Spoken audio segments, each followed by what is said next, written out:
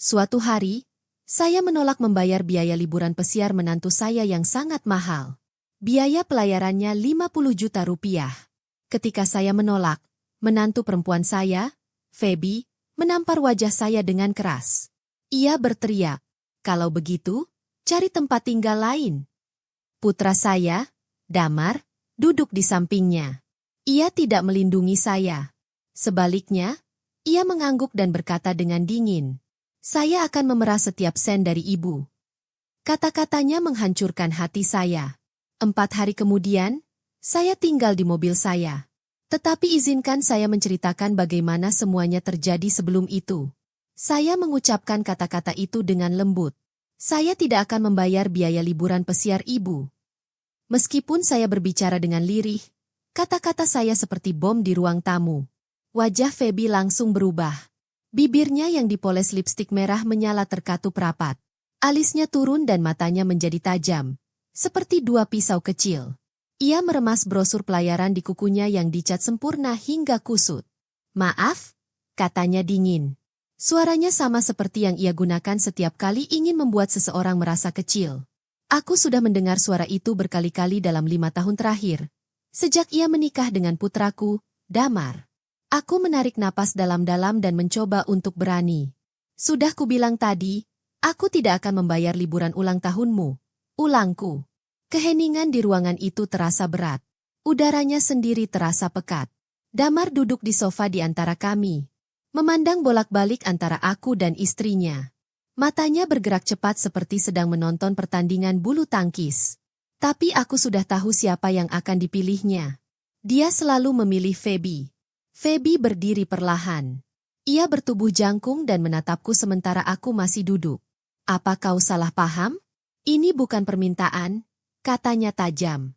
Jantungku berdebar kencang, tapi aku tetap berusaha terdengar tenang. "Aku mengerti sepenuhnya," kataku, dan jawabanku tetap tidak. Saat itulah semuanya hancur. Pun, sebuah tamparan keras menghantam pipiku. Kedengarannya seperti petasan yang meledak di malam hari. Kulitku terasa perih. Aku menyentuh pipiku dengan tanganku, merasakan panasnya menjalar ke leherku. "Kalau begitu cari tempat tinggal lain," teriak Feby marah. Wajahnya merah dan matanya terbelalak. Aku muak harus hidup dengan wanita tua egois ini, yang bahkan tidak mau membantu keluarganya sendiri. Aku menatap putraku. Aku menunggunya menghentikannya. Aku menunggunya membelaku.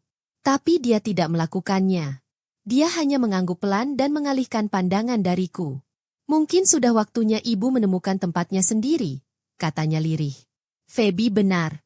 Kau sudah terlalu lama di sini. Kau sudah menjadi beban." Kata-kata itu lebih menyakitkan daripada tamparan itu. Aku membesarkan Damar sendirian setelah ayahnya, Bambang, meninggalkan kami saat Damar baru berusia 3 tahun. Aku bekerja siang malam di warung makan, sebagai tukang cuci, bahkan di pabrik. Yang kuinginkan hanyalah anakku makan enak dan sekolah. Semua yang kuimpikan, semua yang kuusahakan, adalah untuknya. Dan sekarang inilah balasanku. "Aku sudah membayar sewa rumah ini selama 2 tahun, kataku dengan suara gemetar. "Aku membayar belanjaan, listrik, dan bahkan membantumu membayar mobilmu." Feby tertawa kecil, dengan nada sinis. "Membantu? Kau sebut 800 ribu rupiah sebulan membantu? Damar kan penghasilannya puluhan juta. Uangmu kecil. Lalu kenapa ibu butuh jutaan dariku untuk liburan ibu?" tanyaku. Mata Damar terbelalak. "Karena kita pantas mendapatkannya, Bu," katanya. "Kita bekerja keras. Kita butuh liburan yang layak." "Dengan uangku?" bisikku. "Ya," katanya. Feby menambahkan dengan nada sarkastis. "Bu, ibu sudah 62 tahun. Ibu hanya duduk di rumah tanpa teman dan tanpa kegiatan. Setidaknya biarkan keluarga ibu menikmati hidup." Kata-katanya menyakitkan karena ada benarnya. Sejak tinggal di rumah mereka, aku semakin jarang keluar rumah. Teman-teman lamaku menjauh. Dan Feby selalu mencari alasan mengapa aku tidak bisa bertemu mereka, atau mengapa mereka tidak bisa berkunjung. "Aku sedang menabung untuk keadaan darurat," kataku lemah. "Ini darurat," teriak Damar. "Pernikahan kita butuh liburan ini. Jika ibu tidak bisa menafkahi kami, mungkin ibu perlu memikirkan kembali arti keluarga. Aku menatapnya. Kapan putraku menjadi sedingin ini? Kapan dia mulai berbicara seolah aku beban? Aku mengerti, bisikku. Aku berdiri. Lututku lemas. Tetapi aku memaksakan diri untuk berdiri tegak. Aku akan berkemas. Bagus, kata Feby sambil tersenyum. Jangan harap bisa mengubah pikiran kita dengan drama. Damar sepenuhnya setuju denganku. Aku berjalan menuju tangga. Tapi kemudian ku dengar suara Damar di belakangku. Bu, tunggu. Sejenak, harapan bersemi di hatiku. Mungkin dia akan minta maaf. Mungkin, sekali saja, dia akan membelaku. Tapi dia malah berkata dingin. Aku butuh semua uangmu. 1 juta itu dan semua tabunganmu. Anggap saja ini balasan atas semua yang telah kami lakukan untukmu. Harapan dalam diriku langsung pupus. Aku berkemas cepat. 2 koper berisi pakaian dan 1 kotak album foto. Hanya itu yang kumiliki setelah 2 tahun tinggal di rumah mereka. Saat aku membawa barang-barangku menuruni tangga, aku mendengar Feby menelepon di dapur. Suaranya riang. Iya, Bu. Akhirnya, Ibu setuju untuk pindah. Aku sangat lega. Damar dan aku akhirnya bisa kembali ke rumah kami. Oh, dan Ibu juga akan memberi kami uang untuk liburan kami. Aku berhenti sejenak, mendengarkan. Ia memutarbalikkan cerita. Menjadikan dirinya korban dan aku penjahat.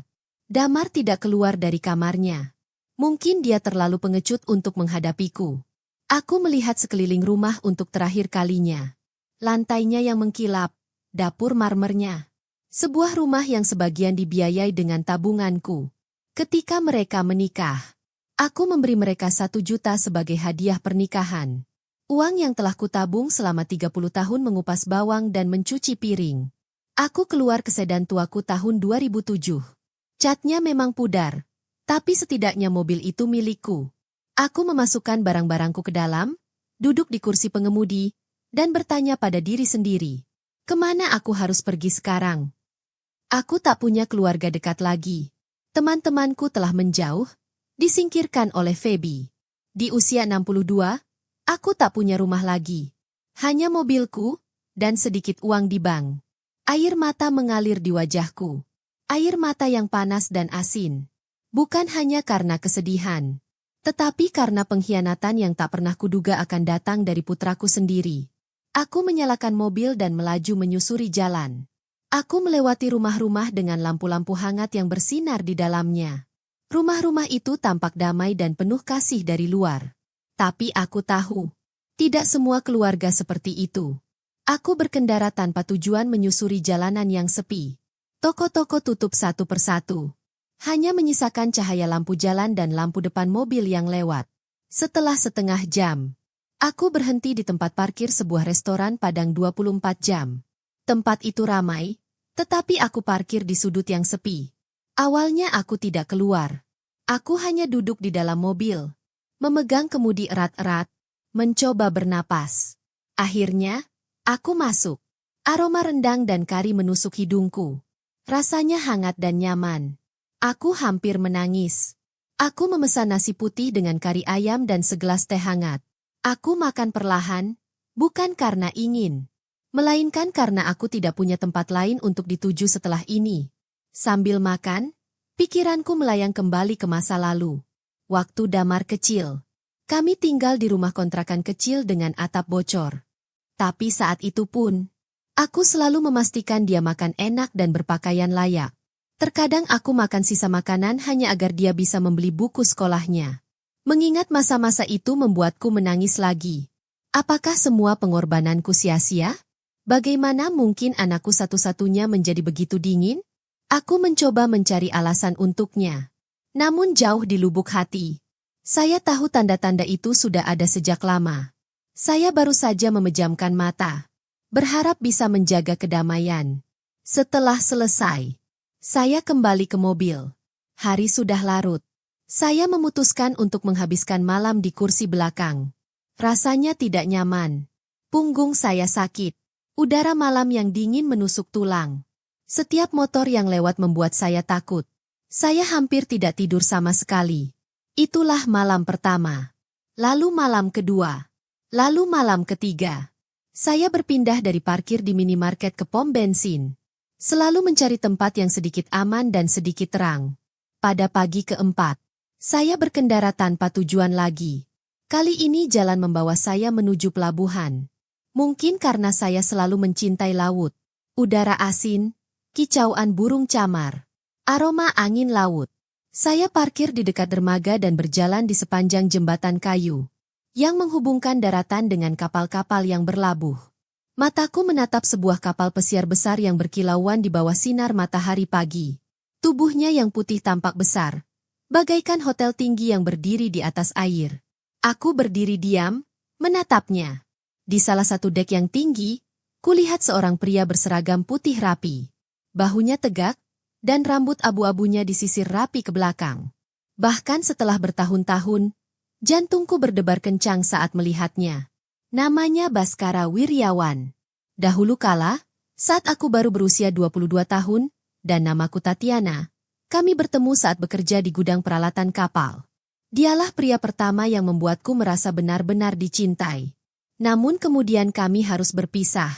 Aku mendapat beasiswa dan pekerjaan baru yang jauh. Sejak hari itu, aku tak pernah melihatnya lagi. Sampai pagi ini, Baskara menoleh. Matanya menatap ke seberang dermaga, lalu ia melihatku. Matanya terbelalak lebar. Mulutnya melengkung membentuk senyum yang sama yang kuingat. Ia melambaikan tangan padaku. Aku membeku. Aku tak tahu harus membalas lambaian tanganku atau berpaling. Rambutku berantakan, bajuku kusut, karena aku tidur di mobil semalaman. Tapi itu tak masalah. Baskara sudah berlari menuruni tangga dek dengan cepat. Beberapa detik kemudian, ia berdiri tepat di hadapanku. Napasnya agak memburu. Tatiana Ayu, katanya hangat, seolah tak percaya. Aku tersenyum kecil, bibirku bergetar. Sudah lama sekali sejak seseorang memanggilku seperti itu. Kau tampak seperti datang dari masa lalu, katanya. Kau tampak lelah. Sudah sarapan atau minum kopi? Ikut aku di kapal. Kita bisa bicara. Aku menggelengkan kepala. Aku tidak ingin mengganggumu. Kau pasti sibuk. Dia tersenyum lembut, seperti sebelumnya. Aku kapten kapal ini. Aku bisa mengundang siapapun yang kuinginkan. Dan hari ini, aku ingin mengundang sahabat lamaku, yang sepertinya sangat membutuhkan tempat untuk duduk dan beristirahat. Kata-katanya membuat dadaku terasa hangat. Sudah lama sekali sejak seseorang berbicara kepadaku dengan begitu ramah. Tanpa kusadari, aku sudah mengikutinya menaiki tangga besi kapal. Setiap langkah bergema dengan suara ombak laut di bawah. Saat aku melangkah ke dek, rasanya seperti memasuki dunia lain. Lantainya begitu bersih hingga berkilau. Aroma cat baru bercampur dengan angin laut. Para awak kapal berlalu dengan seragam rapi, membungkuk hormat kepada Baskara. Ia membimbingku menyusuri koridor-koridor lebar. Lantainya beralaskan karpet lembut. Lukisan-lukisan laut tergantung di dinding. Kami melewati ruang makan dengan meja-meja bundar dan lampu-lampu yang berkilauan.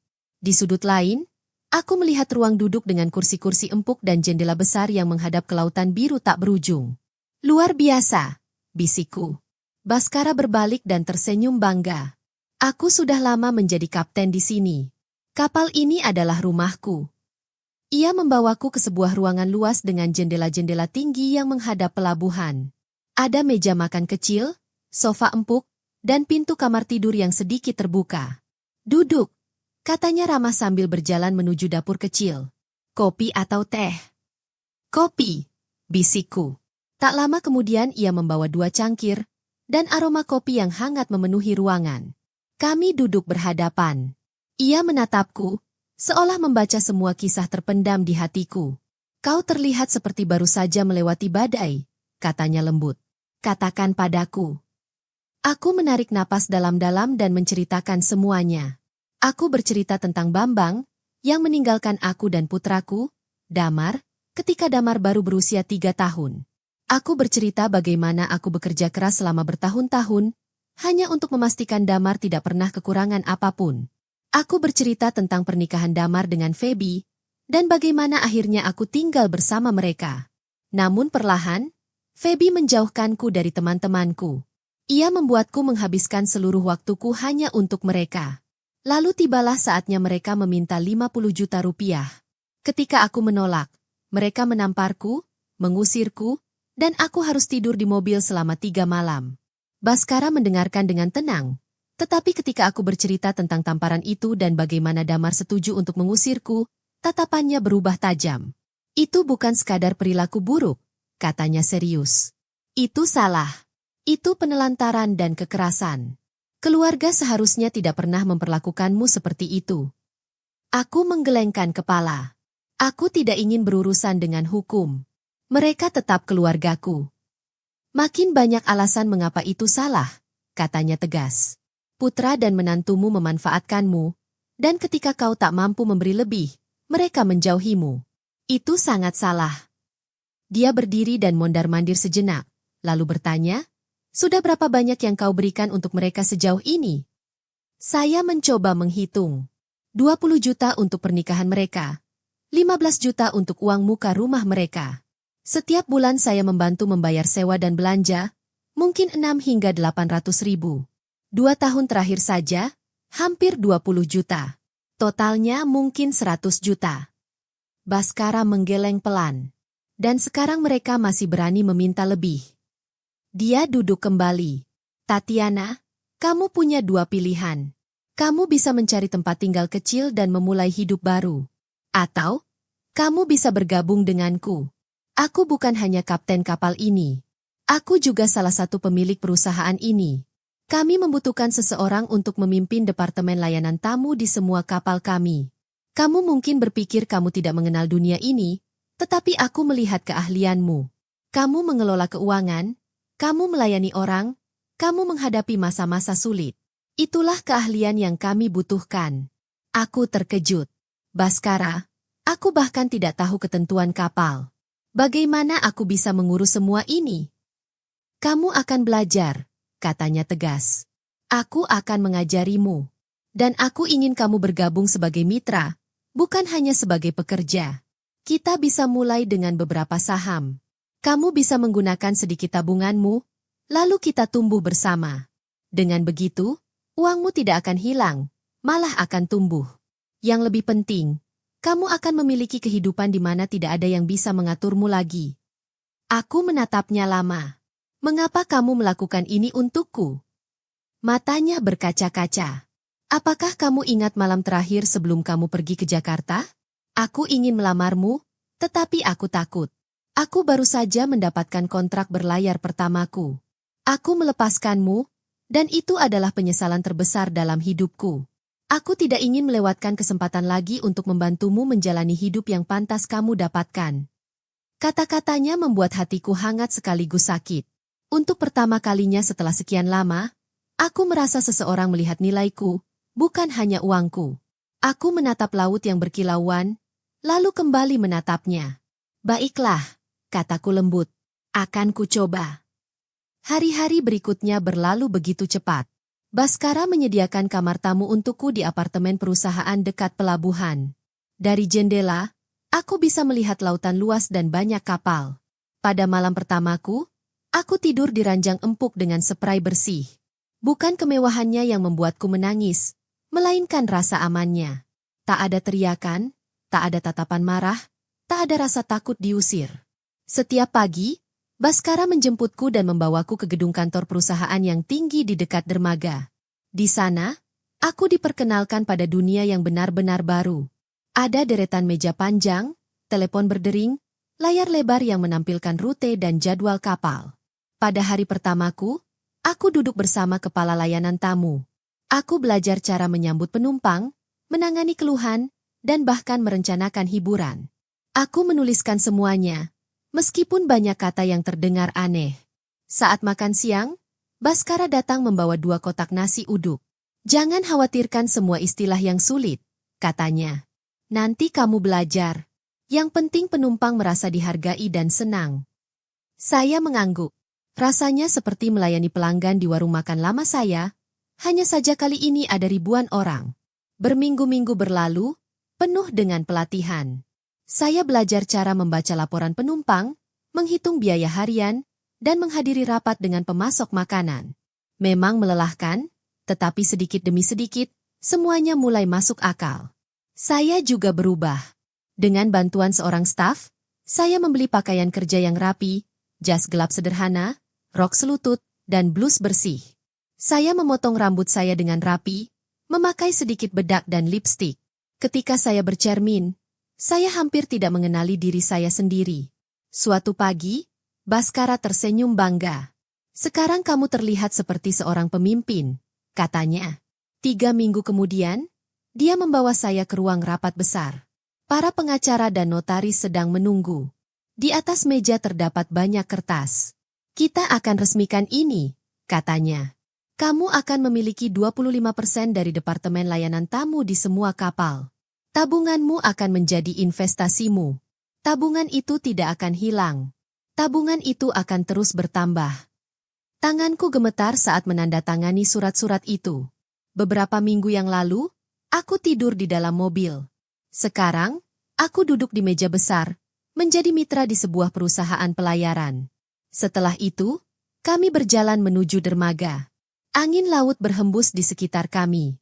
Baskara berdiri di sampingku, memandangi ombak. "Aku ingin kamu tahu," katanya lembut. "Ini bukan hanya tentang bisnis. Ini tentang memberimu kehidupan yang pantas kamu dapatkan. Kamu telah memberikan begitu banyak kepada orang-orang yang tidak pernah menghargaimu. Sekarang saatnya bagimu untuk memberikan sesuatu untuk dirimu sendiri." Aku menatap ombak yang menyentuh dermaga. Kata-katanya meresap jauh ke dalam hatiku. Untuk pertama kalinya setelah bertahun-tahun, aku merasakan sesuatu yang baru. Aku merasakan harapan. Beberapa hari kemudian, ponselku berdering. Nama Damar muncul di layar. Dadaku terasa sesak. Aku sempat berpikir untuk tidak menjawab. Tapi akhirnya, aku menekan tombol itu. "Di mana ibu?" Suaranya terdengar cemas dan terburu-buru. "Kami sudah mencari ibu selama berminggu-minggu." "Aku di tempat yang ibu suruh, Dam," jawabku datar. "Aku menjalani hidupku sendiri." "Oh, Bu, soal malam itu," kata Damar, suaranya kini lebih lembut. Feby merasa tidak enak. "Kami juga turut berduka cita. Ayo, kita pulang. Kita bisa bicarakan ini baik-baik." Aku hampir tertawa mendengar kata itu. Rumah. Bukankah dulu mereka pernah bilang kalau rumah bukan tempatku lagi? "Jangan begitu, Bu," pinta Damar. "Saat itu, kami terlalu khawatir soal uang. Kami hanya butuh bantuan." Feby melakukan kesalahan dengan investasi. Tabungan kami sebesar 40 juta rupiah lenyap begitu saja. Sekarang kami tidak bisa membayar tagihan rumah. Dan kalau kami tidak membayar biaya pelayaran, Feby bilang dia akan meninggalkanku. "Ah, jadi itu alasannya. Mereka mencariku bukan karena mereka merindukanku. Mereka mencariku karena mereka butuh lebih banyak uang." "Maaf, Dam," kataku pelan tapi tegas. "Aku tidak akan memberimu uang. Tidak untuk rumah, tidak untuk liburan, tidak untuk apapun. Kau sudah membuat pilihanmu, dan sekarang kau harus menerimanya. Apa kau tahan melihat kami kehilangan rumah?" Suaranya semakin keras. "Aku tidak mengambil apapun darimu," jawabku. "Kalianlah yang menghancurkannya." Damar terdiam cukup lama. Lalu suaranya berubah dingin. "Baiklah. Tapi kalau suatu hari nanti kau sakit atau butuh bantuan, jangan harap kami akan membantumu. Setelah ini, kau sendirian." Aku menarik napas dalam-dalam dan merasa lega. "Aku sudah sendirian, Dam," bisikku. "Dan aku baik-baik saja." Aku menutup telepon dan melihat keluar jendela apartemenku. Laut membentang luas dan biru, begitu bebas. Untuk pertama kalinya dalam hidupku, aku merasa siap menghadapi masa depan tanpa rasa takut. Sore itu, aku dan Baskara duduk di sebuah restoran kecil dekat pelabuhan. Udara hangat bercampur dengan aroma ikan bakar dan terasi. Di meja kami ada 2 piring nasi, 1 piring ikan kerapu bakar, dan 1 piring ikan goreng. Sambil makan, aku bercerita pada Baskara tentang panggilan telepon dari Damar. Dia mendengarkan dengan tenang, sesekali mengangguk. Setelah aku selesai, Dia meletakkan sendoknya dan menatapku dengan serius. Kau membuat keputusan yang tepat, Tatiana. Tidak semua hubungan keluarga harus dipertahankan jika hanya menyakitimu. Aku menunduk. Kata-katanya terngiang di benakku. Sebelumnya, kupikir mustahil memutuskan hubungan dengan anakku sendiri. Tapi sekarang, aku mengerti, mempertahankan hubungan yang penuh ketidakadilan hanya akan menguras tenagaku sepenuhnya. Sambil menyeruput teh hangat, Baskara berkata, "Aku punya kabar. Beberapa hari yang lalu, kantor pemesanan kapal memberitahuku. Ada penumpang baru yang memesan kabin untuk bulan depan." "Apa istimewanya?" tanyaku sambil mengunyah ikan. "Nama mereka," kata Baskara sambil mengangkat tangannya. "Damar Wicaksana dan Feby Kumalasari." Aku terkejut. Sendokku berhenti di udara. "Mereka memesan kapal kita?" "Ya." Dia mengangguk. Meskipun mereka terlilit utang, mereka tetap ingin liburan. Dia bersandar. Pertanyaannya, apa yang akan kau lakukan? Aku menarik napas dalam-dalam. Aku membayangkan Damar dan Feby berjalan di atas kapal, tersenyum, menikmati kemewahan yang mereka rasa pantas mereka dapatkan. "Aku ingin berada di sana," kataku akhirnya. "Bukan untuk melawan, tapi untuk membiarkan mereka melihatku sekarang." Baskara tersenyum. "Sempurna. Bulan depan kita akan memulai program baru. Kau bisa bergabung sebagai supervisor. Kau akan menjadi wakil kepala layanan tamu." Beberapa minggu kemudian, aku sudah berada di kapal besar itu. Selama 2 minggu sebelum keberangkatan, aku tinggal di sebuah kabin dekat kabin kapten. Sebuah lorong kecil menghubungkan kamar-kamar kami. Hidup kami mengalir alami, kerja keras di siang hari, makan malam sederhana di malam hari. Akhirnya, hari keberangkatan tiba. Aku berdiri di anjungan kapal, memandangi dermaga yang ramai. Para penumpang berbaris, menarik koper, anak-anak berlarian, dan pengeras suara memanggil-manggil nama. Suasananya berisik tapi menenangkan. "Lihat," kata sebuah suara di sampingku. Aku berbalik. Baskara menunjuk ke jalur keberangkatan. Itulah mereka, Damar dan Feby. Dari kejauhan, aku melihat tas-tas bermerek mereka, rambut Feby yang ditata rapi, dan caranya ia memerintah para porter seolah ia pemilik tempat itu. Damar berjalan di belakang, tampak lelah dan membungkuk. "Mereka belum berubah," kata Baskara pelan. Aku mengangguk. "Aku siap." Aku turun ke dek bawah, dekat meja layanan tamu. Seragamku rapi, blazer biru tua dengan logo perusahaan. Lencanaku bertuliskan, "Tatiana Ayu, Wakil Manajer, Layanan Tamu." Aku memakai masker biru tua, jadi hanya mataku yang terlihat. Aku bahkan sedikit mengubah suaraku agar mereka tidak mengenaliku. Dari kejauhan, aku melihat Feby masuk lebih dulu. Matanya yang tajam mengamati ruangan. "Permisi," katanya kepada Maria, seorang petugas di meja layanan. "Ada kesalahan dengan kabin kami. Kami memesan kamar balkon, tapi tiket ini bilang kabin dalam tanpa jendela." Maria memeriksa komputer. "Menurut data kami, Anda memesan kabin dalam, Bu. Kamar balkon ada biaya tambahan." "Tidak mungkin," suara Feby meninggi. "Saya sudah memesan balkon." "Masih ada kamar balkon yang tersisa," jelas Maria. "Tapi Anda harus membayar Rp5.500.000 lagi untuk 7 malam. "Oh tidak, kami tidak mampu," bisik Damar pelan. "Jangan mempermalukan saya, Bu," bentak Feby. "Kita ambil kamar itu saja. Nanti saya cari cara untuk membayarnya." Saat itu, saya melangkah maju. "Permisi, ada yang bisa saya bantu?" kataku sopan. Maria menoleh ke arah saya. "Bu, tamu ini ingin pindah kabin." Feby menatap saya tanpa mengenali saya. Akhirnya, ada yang ngerti. "Tolong bilang ke dia, aku pesan kamar balkon." Aku mengetik di komputer. Pesanan ini datang 6 minggu yang lalu. Pembayarannya ditolak 2 kali sebelum akhirnya berhasil. Jadi, hanya tersisa kabin di dalam. "Itu kesalahan sistem," kata Feby cepat. "Mungkin," jawabku tenang. "Tapi hari ini, kamar balkon gratis setelah pembatalan. Sebagai hadiah ulang tahun pernikahan, kami akan memberikannya gratis." Satu-satunya aturan adalah, aku akan menjadi penghubungmu di kapal ini. Feby tersenyum bangga. Bagus. Aku lebih suka bicara dengan orang yang berpengalaman. Damar tetap diam, tetapi matanya menatapku lebih lama dari sebelumnya. Aku bertanya-tanya, apakah dia mengenaliku? Mereka mengambil kunci dan pergi ke lift. Aku memperhatikan punggung mereka, mencium aroma parfum Feby yang kuat di udara. Jantungku berdebar kencang.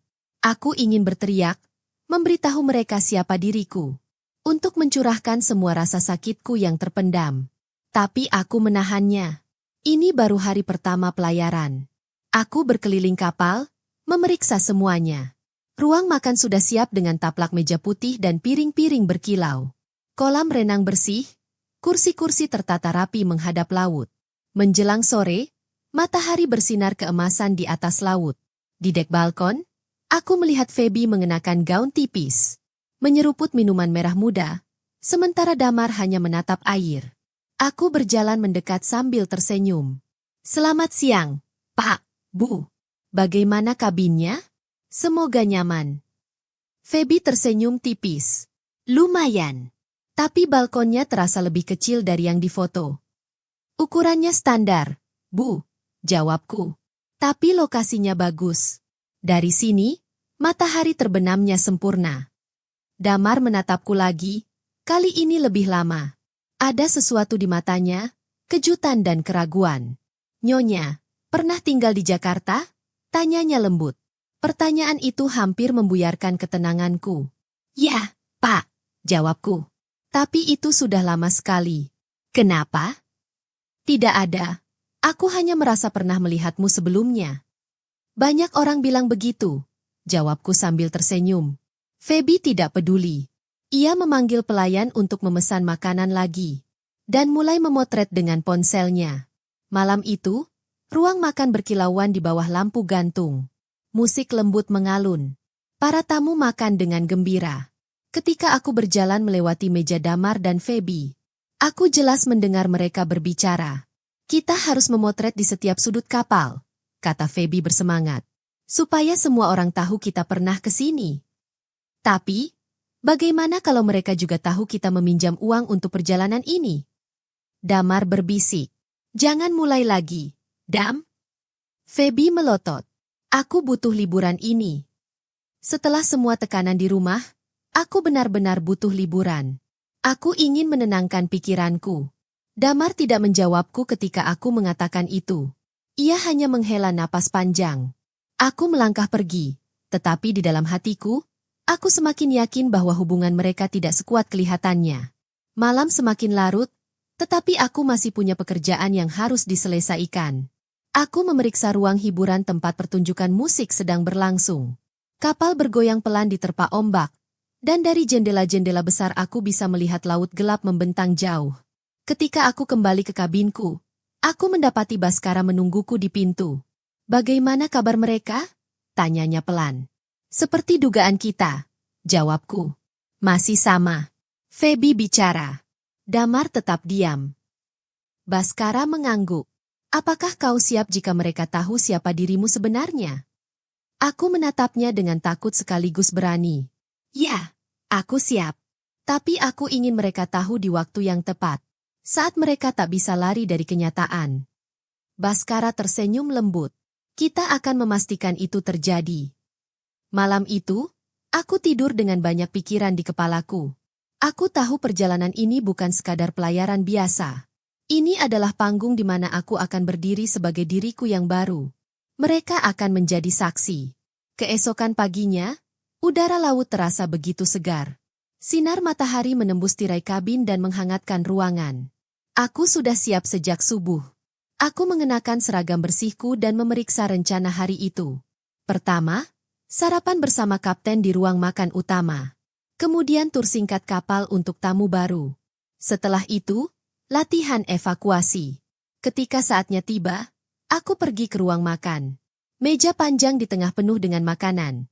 Bubur ayam, nasi, roti, buah segar, dan minuman hangat. Para tamu mulai berdatangan. Beberapa masih mengantuk dan menguap. Yang lain tampak bersemangat. Feby datang mengenakan gaun bunga yang cantik. Rambutnya diikat rapi.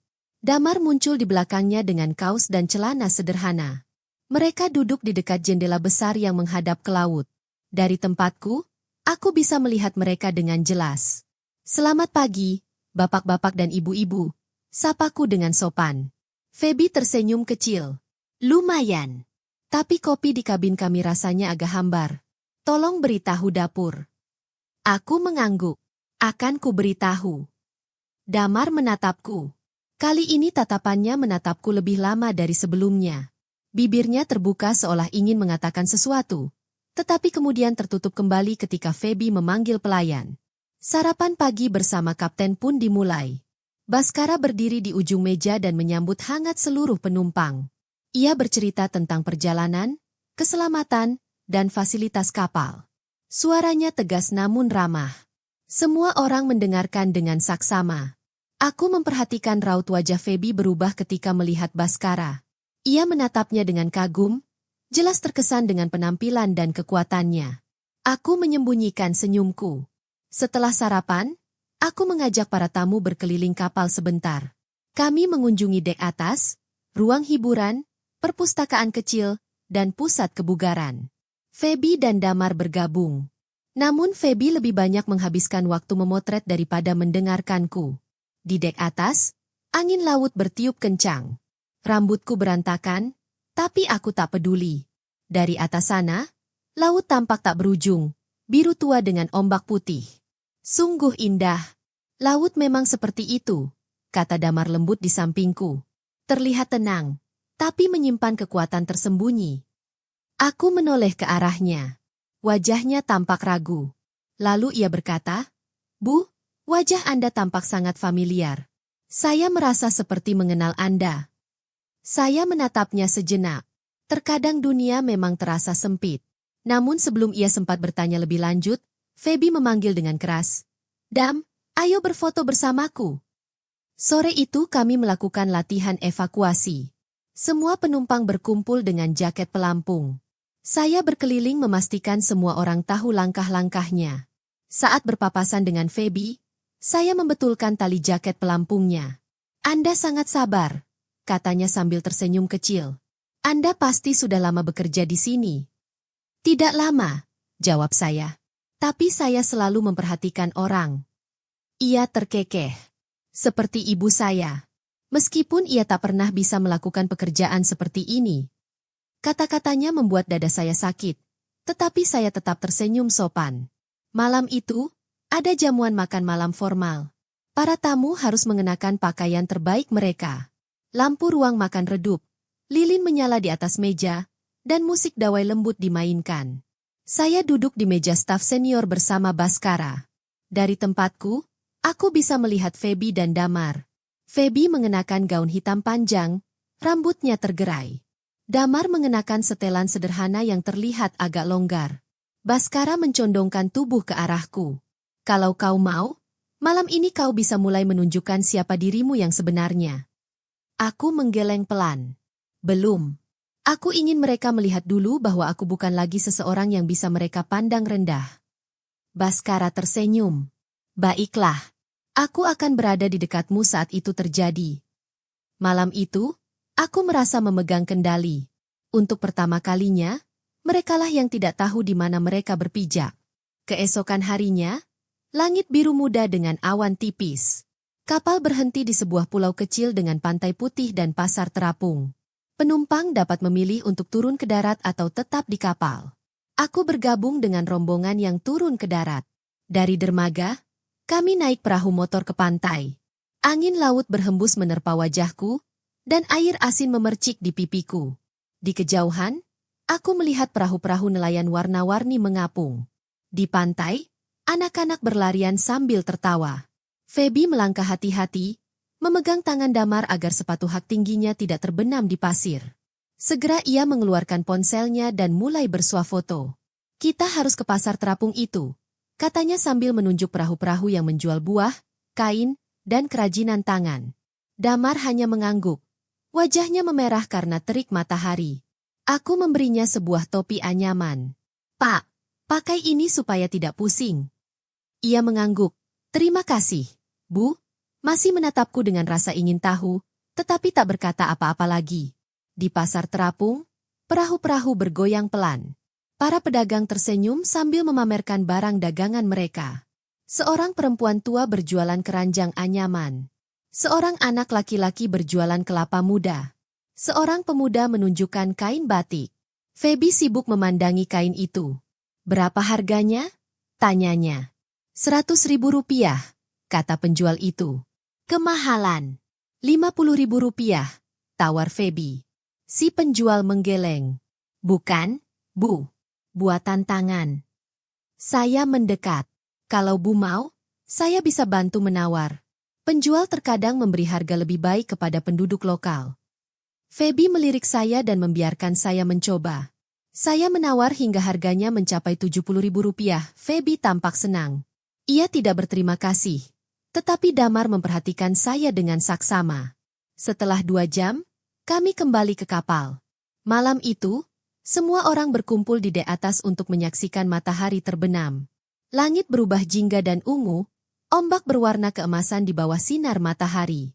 Saya berdiri agak jauh dari kerumunan. Baskara datang di samping saya dengan 2 cangkir teh. Bukan lelah, katanya sambil memberi saya secangkir. Tidak lelah. Hanya banyak berpikir, jawab saya.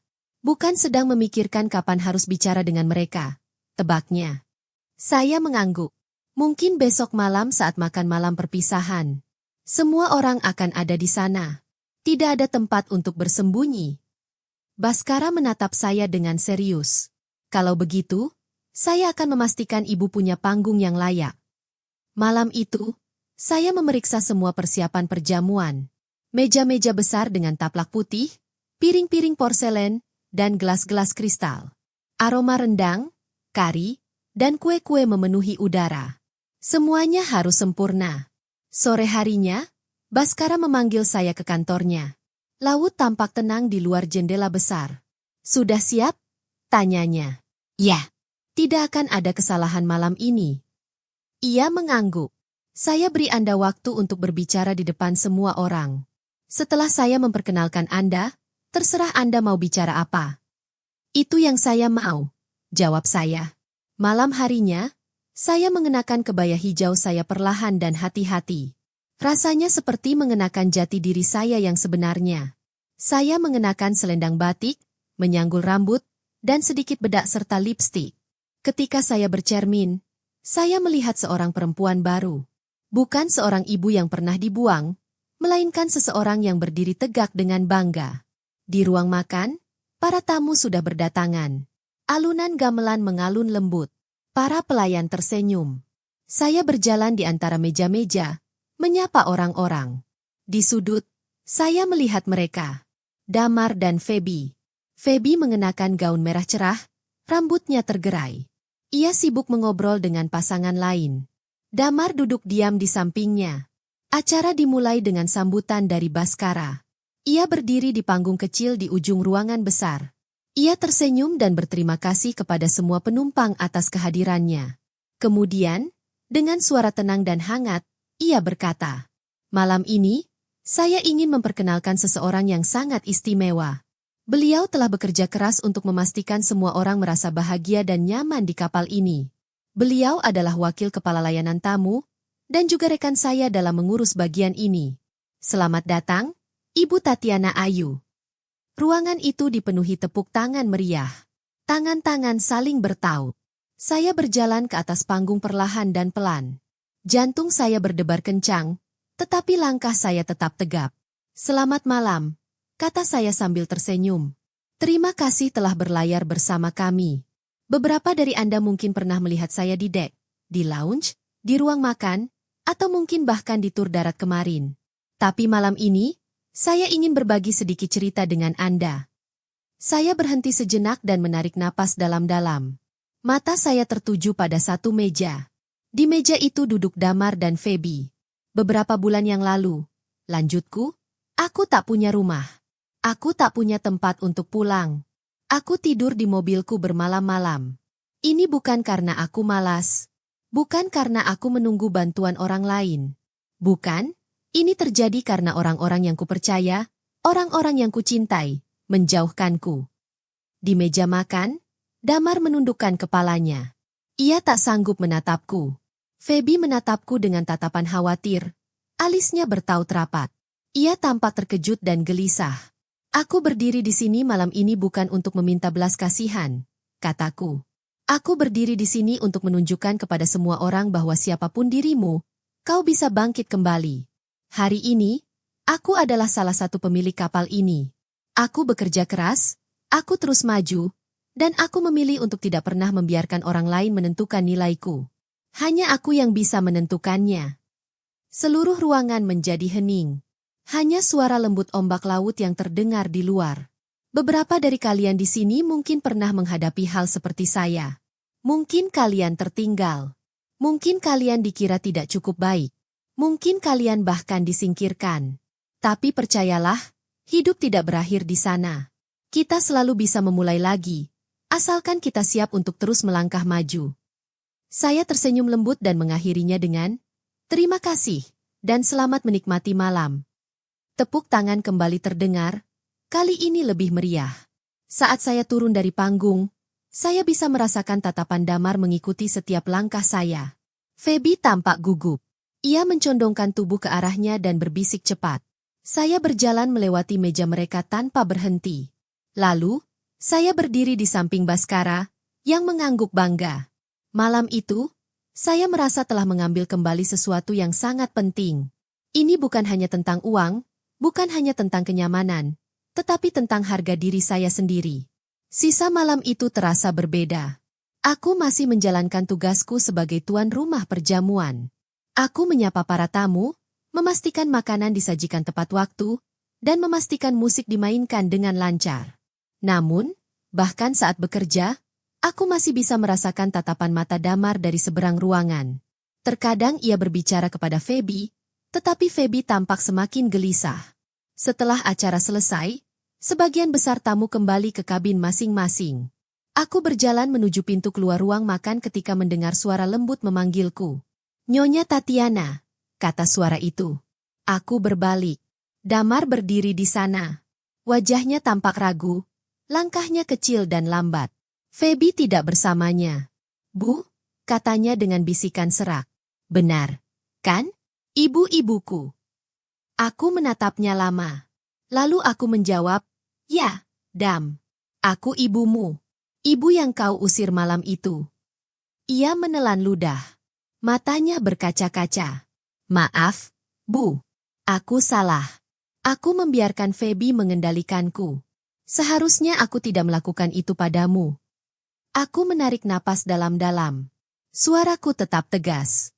Dam, permintaan maafmu terlambat. Luka yang kau berikan padaku tak bisa disembuhkan hanya dengan kata-kata. Malam itu, aku membutuhkan putraku untuk berdiri di sampingku. Tapi sebaliknya, kau malah mendorongku. Ia menunduk, bahunya gemetar. Aku tidak tahu bagaimana memperbaikinya, bisiknya. Kau bisa mulai, kataku tegas, dengan menjalani hidupmu sendiri tanpa bergantung pada orang lain. Jangan ulangi kesalahan yang sama dengan orang lain. Damar mengangguk pelan. Lalu ia mundur sedikit. Terima kasih, katanya lembut. Setidaknya kau mau bicara padaku. Aku berbalik dan berjalan pergi, meninggalkannya. Saat aku melangkah menyusuri koridor kapal yang sepi, angin malam masuk melalui jendela-jendela kecil, membawa aroma asin laut. Ketika aku sampai di dek atas, aku melihat Baskara berdiri di sana, memandangi ombak. Sudah selesai? Tanyanya. Aku sudah selesai, kataku. Aku tidak tahu apakah dia benar-benar merasa menyesal atau hanya terkejut melihatku. Tapi aku tak lagi butuh bukti darinya. Baskara menoleh padaku dengan tatapan tenang. Itu artinya kau bebas.